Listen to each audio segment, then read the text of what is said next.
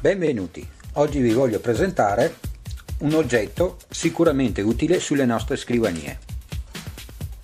Andiamo nel dettaglio della scatola e come potete vedere è un carica wireless, scatola elegante.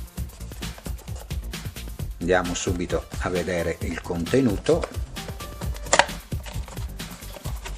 Allora, all'interno troviamo il cavetto USB, micro USB da collegare al carica che già possediamo e la base di ricarica. Andiamo a eliminare la scatola, eccola qui, molto elegante.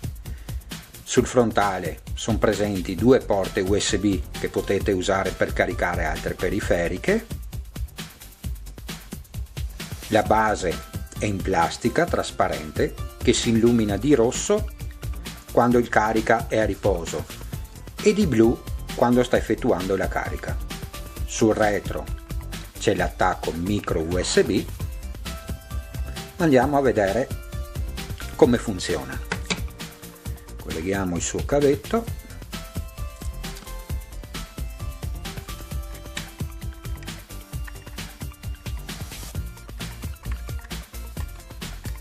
Ok, andiamolo a collegare a una fonte di alimentazione ed ecco qui. Come vedete, anche se con luce si nota poco, quando è a riposo presenta una luce rossa che illumina la base,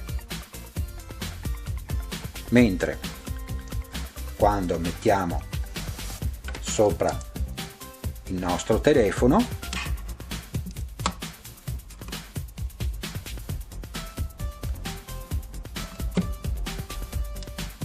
comincia a lampeggiare di una luce blu che percorre sia la base sia il perimetro sempre trasparente del carica. Di sicuro effetto e molto visibile lo stato attuale se in carica appunto o a riposo.